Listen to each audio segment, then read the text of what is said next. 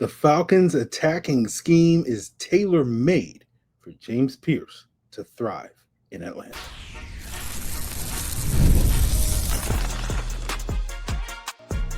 You are Locked On Falcons, your daily Atlanta Falcons podcast. Part of the Locked On Podcast Network, your team every day. Welcome back, everyone, to another illustrious episode of the Locked On Falcons podcast, your daily Atlanta Falcons podcast, part of Locked On Sports Podcast family, Locked On Sports Atlanta, your team every day. And if you don't know me, I'm your very humble host, Aaron Freeman, a.k.a. Mr. Drew, a.k.a. the Jolly Green Giant, a.k.a. the iron that sharpens the iron, a.k.a. Mr. a.k.a. And I've been covering the Atlanta Falcons for almost 2 decades, formerly at FalconsFans.com, RIP. Still going strong on this podcast that I've been doing for almost 15 years. And I appreciate each and every one of you that goes strong with me as everydayers. That means you make this podcast your first listen each and every day. And all you got to do to become an everydayer is subscribe or follow for free on YouTube or wherever you listen to podcasts. So today's episode, I will explain why James Pearce is a perfect fit in the Falcons' new wide 9 attacking scheme. We'll do some NFL player comps for James Pearce, looking at his floor, his ceiling, and more in the NFL. And I'll give my 2 cents on sort of what are those quote-unquote character concerns with James Pearce. But we will start when we break down James Pearce in terms of his comprehensive scouting report. We got to start with the biographical information. Hails from Charlotte, grew up a Panthers fan. We won't hold that against him. 4-star recruit, went to Tennessee, young player, turns 22 in October, stands 6'5", 243. Very limited role as a freshman at Tennessee, mostly playing in garbage time, but broke out almost immediately in his sophomore year in 2023. We talked about this with Locked On Vols host Eric Kane about that year 2 breakout, led the SEC with 10 sacks in that 23 season, leading to a lot of people expecting him, given that production at that level of competition, to potentially be a top 5, possibly even the number 1 pick. The production did dip a little bit in 24, from 10 sacks to 7.5 sacks this past year, but the pressure rate, the win rates were virtually the same. And so I think that dip in production from a sack standpoint more had to do with how teams adjusted to playing with him, dealing with a lot more chips, and that led to that dip in production. And so over the course of these last 2 seasons with James Pearce, doing this breakdown, watched 15 of his games, 6 of them in 23, 9 of them in 24. And when we talk about what showed out on the film, the strengths and weaknesses, outstanding speed off the edge, especially when lined up in those wider techniques. He times the snap really well. There's a downside of that. We'll talk about that in a second when we get to the weaknesses. But he has that absolutely explosive first step, is effective being a disruptive presence when it comes to the run. He's sort of the idea of we're going to stop the run on the way to the quarterback. And when he can penetrate, particularly unblocked off the edge, he can make some plays there. Has active hands. He's not this sort of one-note guy. He's constantly trying to disengage from blocks. And he seemed to show from one year to the next, from 23 to 24, a better understanding of how to not only string moves together, set things up, sort of using that outside speed to set up that inside counter. Also, some more understanding of seemingly making mid-rush adjustments. I'll explain that a little bit later. But his best work as a pass rusher came in those situations where he could pin his ears back. Those third and long, third and obvious situations, was consistently dominant in those situations. And again, that works really well in those wider techniques, making him, tailor-made in a perfect fit in this wide 9 scheme that the Falcons are going to be running. We'll talk a little bit more about that later. But when we talk about the weaknesses, right, despite being primarily a speed rusher, he doesn't necessarily have the ideal bend. Times when it came to needing to flatten and finish after beating that offensive tackle to his outside shoulder, he at times struggled with that. And so I don't think he has this sort of elite bend that we associate with the guys that are high-end speed rushers that can finish a lot of plays.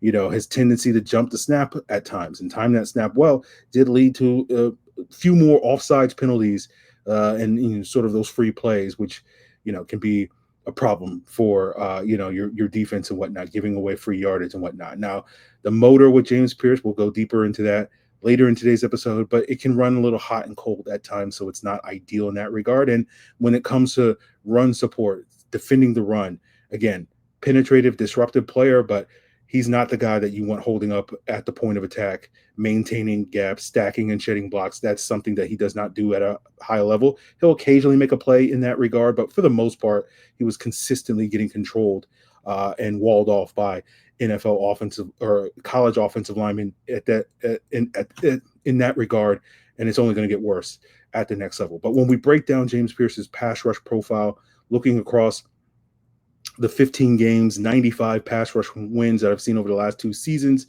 and sort of grouping them into 5 broad categories of how he wins: speed, power, the counter moves, the technical moves, referring specifically when he's really winning with his hands, and then the other category, which is those stunts and those unblocked plays and those effort plays and whatnot. And so when you look at his 2023 breakdown, 33 wins across the 5 games I watched, even split between speed, power, and counter with 21% each in those categories, 6% technical, 30% other. So most of his wins in that breakout 2023 season, a lot of it came as sort of that looper on stunt plays. Then in 2024, you saw him being a lot more reliant on the speed and power and winning on his own.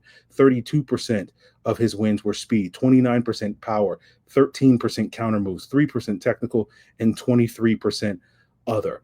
And so I think the thing that stood out to me watching his film from one year to the next was I felt like the power profile was much better in 24 than it was in 23. And that refers to what I was talking about earlier with that sort of mid-rush adjustment where you would often see him try to win outside with speed. And I think tackles were much more cognizant of that. They would often overset. And when Pearce wasn't able to win the edge, he would adjust, especially when those tackles were laboring to get to that spot to stay in front of his speed and have those low hands. He would adjust and just go through those guys' chests when they would expose those chests. And that's why his bull rush seemed a lot more effective in certain games again in 24. That Alabama game really stands out where he was able to use that very effectively against the Alabama right tackle. And I also think, he made some adjustments because more often teams were paying attention, particularly when it came to chipping him with running backs as they were releasing out of the backfield. And so that was also slowing his ability to win that edge. And so he made some of those adjustments. But, when we compare his overall profile, combining the 23 and 24 seasons, it's very similar to the breakdown we had for Jalen Walker, where Pearce won on 28% of his wins were speed rushes, 26 power, 16 counter, 4 technical, 25% other. And you compare that to Walker's combined totals across 23 and 24. It's about 33% speed, 27% power, 13% counter, 2% technical, and 25% other. And as we broke down in that Jalen Walker breakdown, when we look at some of the other edges I've charted since the 2022 draft, that profile is very similar to D'Angelo Malone. And as we know, D'Angelo Malone's profile is purely a speed rushing profile. The knock on D'Angelo Malone was as a explosive athlete, he was closer to that 75th percentile in terms of charting his explosiveness with some of the metrics and the testing and whatnot. And you wondered, or at least I wondered, could he win consistently at the NFL level with that speed rush without being more explosive than that? And the answer so far through 3 seasons is no, he hasn't been productive in that regard. You see flashes, but not consistent production. And Walker, because we don't know his testing, we assume he's going to be more athletic. He looks more athletic than that, but we don't quite know if he's going to be able to win consistently. But I don't think I have those same concerns with James Pearce, right? When you look at his 10-yard split, his 40-yard dash, his broad jump, he's 90th percentile across those metrics. The only real knock on his testing was his vertical jump was not particularly good. He jumped 31 inches, which I believe is around like 25th percentile among edge rushers. But that's not a concern to me. Micah Parsons is a good example of a player that had an average average vertical jump and a very good broad jump. When we comes to these testing, this is why they test them twice, right? When you're looking at the speed, you got the 10 and the 40. When you're looking at the explosiveness, you got the vert and the broad. You got the agilities, you're looking at the short shuttle in the 3-cone. And so it's like you're allowed to bomb one of those tests. And so when it comes to the testing, it's about checking boxes. And I'm not going to sit here and be like, oh, well, he didn't have a great vertical when he checks every other box from the film standpoint, the 10, the 40, the broad jump. It's more of an outlier than anything that we should be particularly concerned with. So As we move forward in today's breakdown, it's going to kind of build off of the conversation we had a week ago with Jalen Walker, where, I'm much more confident with James Pearce compared to Jalen Walker in terms of his athleticism, burst, and power, making him, really challenging NFL offensive tackles with that speed rush. That's what he's going to major in my humble opinion, at the next level. But in order for him to reach his full ceiling, we know that it's really about the power, and power translates, and that's going to get into a conversation that we're going to have whether or not James Pearce's power translates, as well as talking about those character concerns as we continue today's Locked On Falcons. So the NBA playoffs are in full swing. We got Eastern and Western Conference finals starting this week, and every night is going to deliver highlight-worthy performances, major momentum shifts, and can't-miss moments. And FanDuel's going to make you stay in on that action. There's so many different ways to win with FanDuel, whether you're betting on who's going to win each series, whether you're betting on Shai Gilgeous-Alexander's ability to score 25 or more points in every game, or Anthony Edwards' ability to hit 3 or more threes in every game, or which player is the most likely player to hit those buzzer beaters, as well as those straight-up bets, same-game parlays, all of that player props is available for you at FanDuel. So if you're new to FanDuel, this is a great time to sign up. Perfect time to sign up this time of year. Head on over to FanDuel.com. And when you place your first $5 bet, when it wins, because you're going to be a winner, you'll get $200 in bonus bets. Make every moment more with FanDuel, an official sports betting partner of the NBA. So we talk about James Pearce being primarily a speed rush guy, and you hear guys like Derek Klassen on the podcast from the Athletic Football Show on the podcast 2 weeks ago talking about, Pearce winning only with speed rush, and I don't think that's a fair accurate. He's not winning only with speed rush, but it's the primary way that he's going to win. It's going to be the way that I think is really going to create problems for NFL offensive tackles.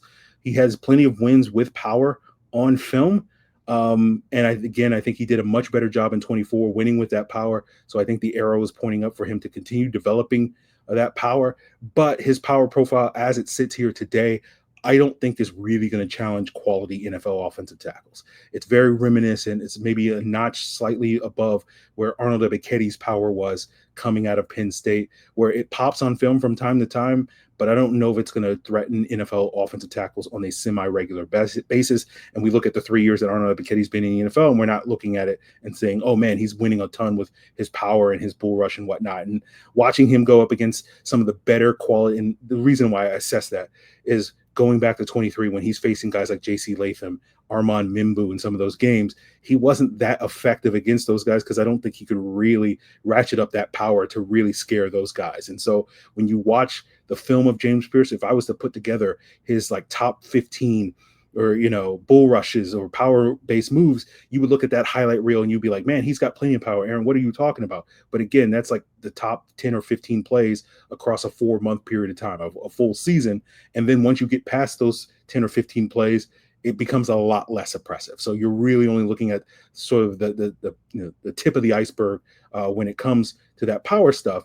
And so the hope is with James Pearce, as you develop him further, instead of getting those 10 or 15 really promising reps over the course of 4 months in the NFL, you're going to be able to get those 10 or 15 plays consistently over the course of 4 games, right? And I feel like that's a realistic goal. In an ideal world, it's not just 10 or 15 plays over 4 games, it's 10 or 15 plays over 4 quarters, where he can consistently show that week in and week out and really challenge even the best offensive tackles, as we've discussed a number of times, where power translates, Jared Verse, Chop Robinson, all that stuff, when it comes to setting that floor in the NFL. And so we'll see if James Pearce is ever going to get there from a power rush profile. I wouldn't sit here and absolutely dismiss it, but at the same time, I wouldn't necessarily feel like that I'm making a great bet based off of where he is today. But he's still young, still developing, could still grow into his body, and that's where the strength and conditioning comes into the play.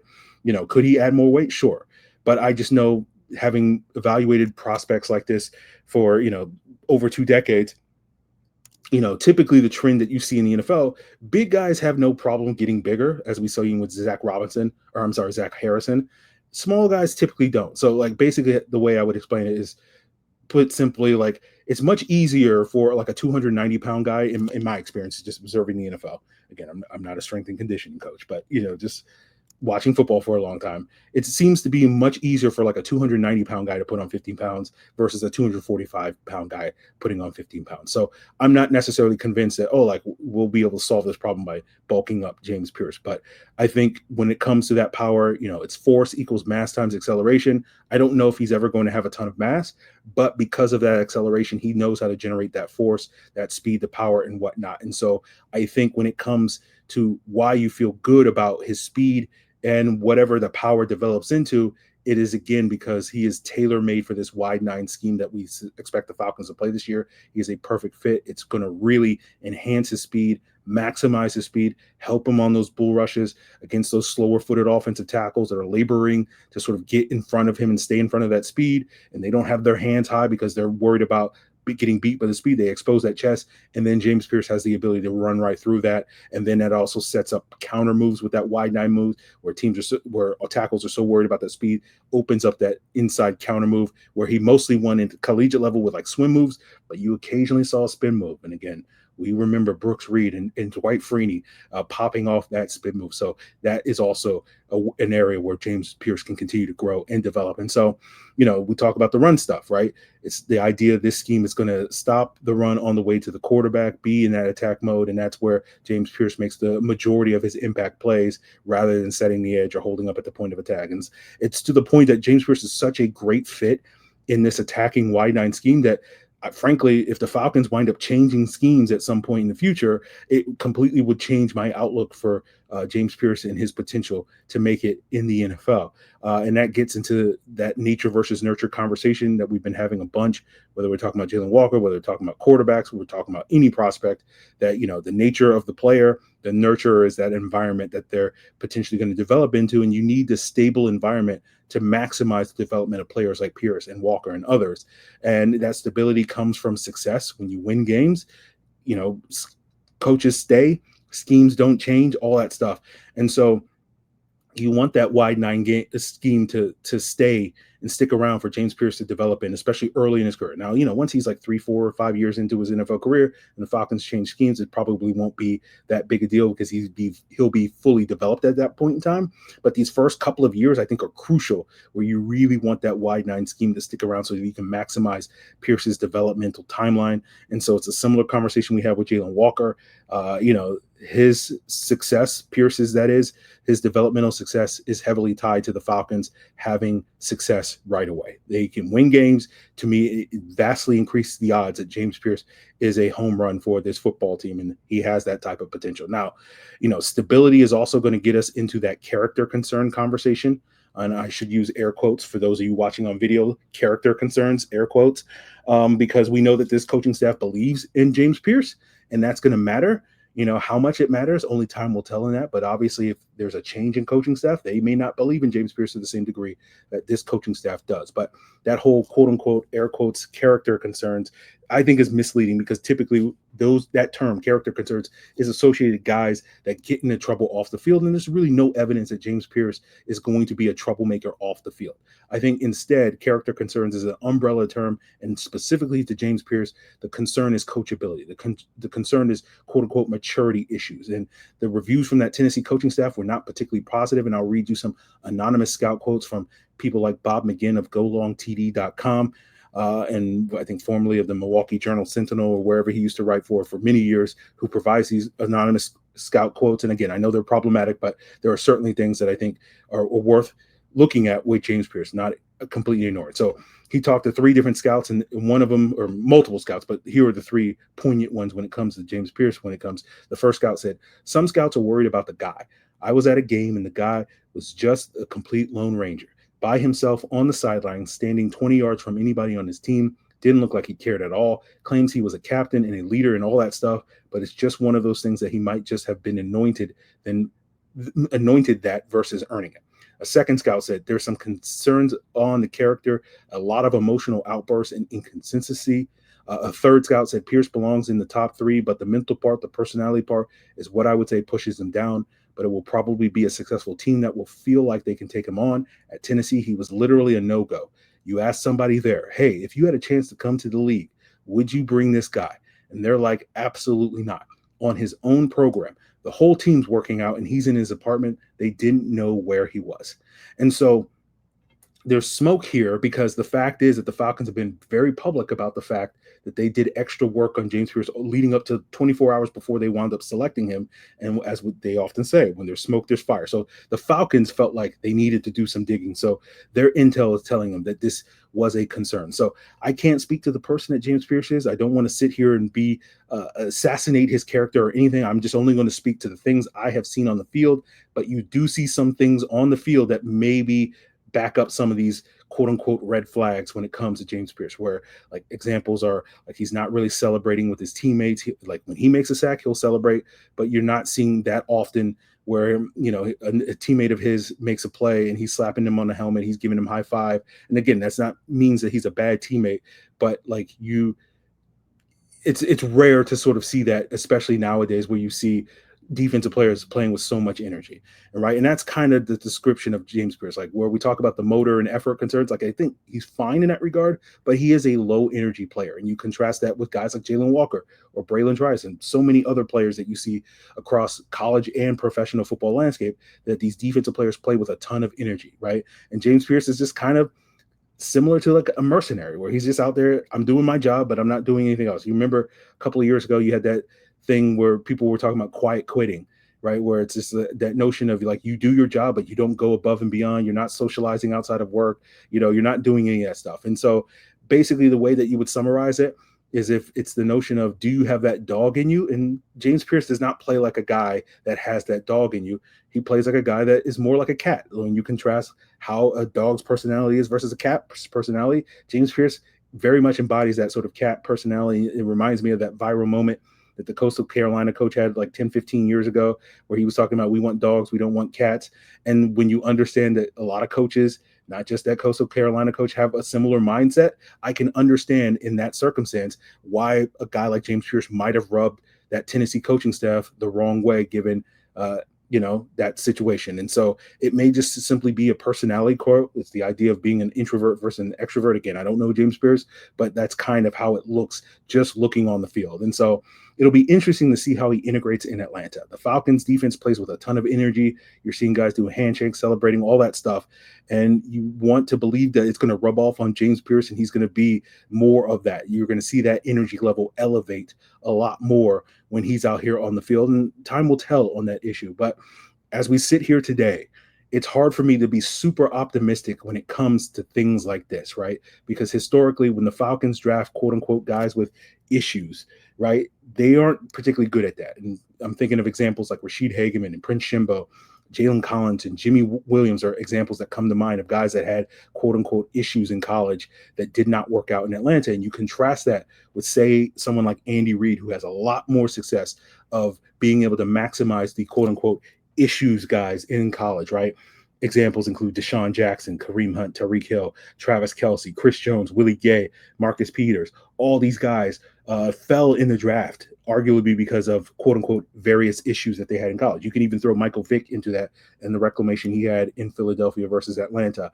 And so the question is Raheem going to be able to channel that Andy Reid persona and be able to maximize a player like James Pearce? And in theory, given Raheem's background as a player coach, he should be able to do that. But then I think back to that 2020 season where, he couldn't keep Tack McKinley on track during that season. The Falcons had to cut him at that point in time. So it's really a we'll see. And so that's why I think ultimately, despite all the potential with James Pearce and the upside with James Pearce, he is potentially a gamble because of these quote unquote issues, right? And of course, when we talk about the trade up, fandom is going to compel people understandably to defend the decision to trade up, but I think you got to acknowledge that there is a lot more risk involved in this. And based off of the 20 or so years of Falcons history, these bets don't typically pay off for the Falcons. But as we often say, this time it's going to be different. So we'll see if it's going to be different.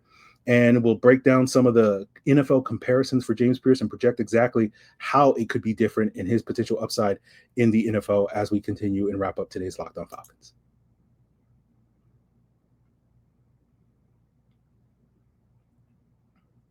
So I often end these things with some floor, ceiling, and eye level comparisons. And basically the floor is what I think a player projects to be day one starting in the NFL. So week one come September 7th or whenever week 1 is, that's what you can expect this player to be. The ceiling is the best case scenario, the max potential this player has. If all the things develop in his way, 3 to 5 years from now, he can reach this potential ceiling. And as I've explained before in the past, in my experience doing these breakdowns over the last, 6-7 years, only about 15% of the Falcons players have reached their ceilings in that period of time. And I think that's, I don't know if that's unique to the Falcons, but I think in general, that's probably true in the NFL for most teams. Again, maybe other teams are more successful. Why those teams are consistently, making the playoffs every year. But, between the floor and the ceiling is the eye level. And right, that's the midpoint. That's to me the most likely outcome for these guys, where you're going to get some development, but you may not necessarily have the perfect circumstances to reach that best case scenario in terms of the ceiling. And so my floor, initially I was going to go with Deion Jordan, just because him and James Pearce have very similar body types and athleticism, tall, lean, athletic. But I know I won't beat the allegations of people thinking I'm dissing James Pearce because Deion Jordan was a famous bust who had character concerns, partied a little too hard down in South Beach when he was drafted by the Dolphins, I think 3rd overall back in 2013, and that kind of derailed his NFL career and whatnot. So instead, so I can beat the allegations. My floor comp is going to be K'Lavon Chaisson, even though K'Lavon Chaisson doesn't have the same build and athleticism that James Pearce has. But it's really about the production that Chaisson has had consistently over the course of his 5 years. If you look at his career numbers and average it out per 17 games, it breaks down to be about 2.5 sacks, 22 pressures. He's coming off his best NFL season with the Raiders with a career high of 5 sacks and 29 pressures, working as that 3rd edge rusher behind Max Crosby and Tyree Wilson this past year. And that's, to me, kind of what I'm expecting James Pearce to be year one. He's a guy that potentially could get you 2, 3, maybe 4 or 5 sacks, get you 20, 30 pressures and whatnot as a DPR, playing 25 to 35% of the snaps, like Chaisson has been for most of his NFL career, and be somewhat productive, but not necessarily a game changer at this stage as he continues to develop sort of that pass rush plan. But if he continues to improve that pass rush plan and really focusing on maximizing that speed, enhancing that power, being able to string together those counter moves, which again, I think he has the potential to be, that ceiling for him is the comp that I'm sure many of you have heard. It's Brian Burns. And you look at Brian Burns' career average across 17 games, about 9.6 sacks, so almost double-digit sacks per season, and about 54 pressures. And Burns primarily wins with speed. He was a little bit bendier, a little bit more technically polished, I think, coming into the NFL out of Florida State back in 2019 than James Pearce is today. But Brian Burns has majored as a speed rusher in the NFL. That is primarily where he wins. You go back to that 2023 opener when he was still with the Carolina Panthers, and there was a couple of times where he lined up in a wide 9 against Caleb McGarry, and it's just, for a tackle like Caleb McGarry, it was impossible for him to block him, and that's what you're hoping to see more of and consistently for James Pearce, where you're seeing that consistently game in and game out, and not just against the Caleb McGarrys, but even some of the best offensive tackles in the NFL. And Brian Burns is a very good player, but I think it kind of limits his ceiling in why he's more of the 15th best edge rusher than the 5th best edge rusher in the NFL, because that power isn't really threatening some of the premier offensive tackles like that. But Burns can win in a variety of ways, but primarily it's the speed that you're worried about. And I feel like that's kind of where I think James Pearce is going to ultimately wind up, where he'll be able to win in other ways, but the speed is going to be the sort of the ace, the trump card in his pass rush. And that ultimately, I think, is a Batman caliber player, but it's not necessarily, on that TJ Watt sort of level. And again, I think Pearce has the potential, if that power profile does develop more fully than it has with Brian Burns, then you will probably see James Pearce potentially exceed that and potentially be one of those top 10 edge rushers and a guy that consistently gets 8, 10, 12 sacks a year, 50, 60 or more pressures per year. But splitting the difference between that eye level for me with James Pearce is a guy that Falcon fans are going to be very familiar with in the very near future, and that's Leonard Floyd, right? Very similar lean frame. Floyd was productive in Chicago, but has become much more productive after his rookie contract, the 4 years that he spent in Chicago as a rookie on that rookie deal. Across those 17, on average, across 17 games, he would average about 6 sacks, 46 pressures. The 5 years, I believe it's been since, he's been averaging much closer to 10 sacks a year per 17 games, at least in about 49 pressures. And so that's the main difference. Floyd's pressure rates are basically the same. He's just been able to get more sacks. And I think he's been able to really develop that speed rush, as we've talked about briefly on the podcast before. He's sort of really developed that cross chop, and hopefully he'll teach that to James Pearce, and that will only enhance his speed rush. Now, in Chicago, Floyd was much more of a three-tool player, solid run defender, could drop into coverage in addition to the pass rush. I don't think Pearce is ever going to reach Floyd's level in terms of those areas, run defense and coverage. He can do some of that, but not to the degree that I think Floyd was able to do. But mostly as a pass rusher, this is where I'm making that comparison, where Floyd in Chicago was the third wheel behind Khalil Mack, Akeem Hicks, and that's a solid contributor to your pass rush, but it may not be the guy that is sort of, driving the bus. But eventually Floyd was able to leave Chicago, turn into that really effective Robin type of pass rusher, that number two, playing with Aaron Donald in LA, Buffalo, San Francisco, and whatnot. And so if that's what James Pearce is ultimately going to be, if he's going to be that really solid number two, that's productive, who's going to be the number one? And obviously, we're hoping that's Jalen Walker as well. And so to me, it's funny because I did the Jalen Walker ceiling comp was Hassan Reddick. The Pierce one is Brian Burns. And of course, those two guys played together for 1 year in Carolina back in 2021. And that was a year where Carolina had a borderline top 10 pass rush. And we're kind of hoping that James Pearce and Jalen Walker can do the same for this Falcon team and rather than getting 1 year of that type of production, let's get 10 years of that type of production. And so, I think when we look at these two guys in conjunction, lots of tremendous upside, and we'll see if the Falcons can get them there. Obviously, this team does not have a history of developing these guys, but again, this time it's going to be different. And so I think between the two, as talented as they are, there is some inherent risk involving both of these guys than you would ideally want. But again, that upside, that potential is tremendous. And I have no problem with the Atlanta Falcons rolling the dice on either one of these players. As we often say, without risk, there's no reward. And that reward is hopefully breaking the cycle or the curse of having, the NFL's worst pass rush for the last 2 decades. And hopefully we will sit here and there'll be a new chapter heading in the Falcons history where it's like, this was the Falcons before James Pearce and Jalen Walker, where they didn't have a pass rush. And then there's the Falcons after those guys. And it was much more of a consistent thing for this team into the future. And so we'll be sitting here 2 decades from now as old, or at least I will be an old man, looking back and be like, back in my day, the Falcons could never get you young whippersnappers never seen how bad it was back in my day with the Falcons pass rush. I remember, that sort of thing. It's like, oh, shut up, Grandpa.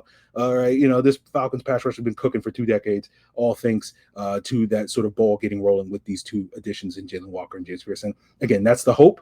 We'll see if all of our dreams come true when it comes to both these guys. But there's absolutely every reason to be excited about the potential of these guys. Just hope that the Falcons don't falcon it and actually develop these guys. So we're excited to see what they turn into, just like we're excited to see what Michael Penix can be. And last week we talked about his deep passing really elevating the ceiling for the Falcons offense. But what's going to establish that floor, and that's going to be more of the short and intermediate game, and that's what we'll be potentially getting into on tomorrow's episode. So continue to make Locked On Falcons your first listen. Subscribe or follow for free on YouTube or wherever you listen to podcasts, and check out the Locked On NFL Scouting podcast as potentially your second listen. It's all part of Locked On Podcast Network, your team every day.